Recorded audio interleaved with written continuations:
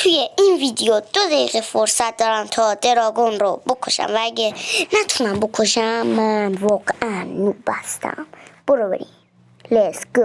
بله بچه 2 دقیقه شروع شد و من از قبل وسایل رو آماده کردم که زیاد اگه 2 دقیقه که شد مثلا من هنوز در حال چوب کندن نباشم. وای زامبی.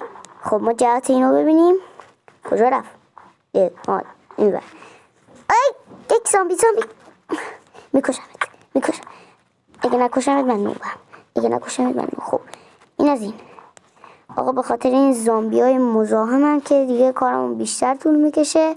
یه درد سر. وای من از این اسکلتونا متنفرم.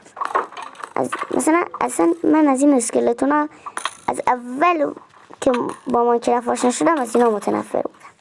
وای بچه 2 دقیقه فرصت دارم.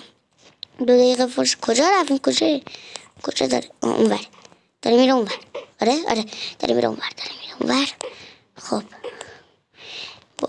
ای وای نه خب کجا؟ اینور. ای وای اینجا رو بکن. وای دارم وای گوشم. بخور. خب برو از این ور. جهت از این وره. برو از این ور. وای بودو. خب آجی 1 دقیقه گذشته. من باید پیدا کنم. من پیدا نکنم خیلی نوبم. وای من نوب حساب میشم اگه پیدا نکنم. وای بدو برو به همین جهت. برو به همین جهت. بله بچه ها.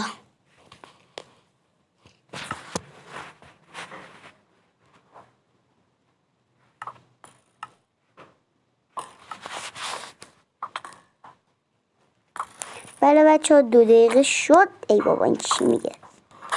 بمیر بابا. کجایی؟ من نمیتونم اینجور بزنم. اساسا بشینم. بزن شال. بمیر بابا.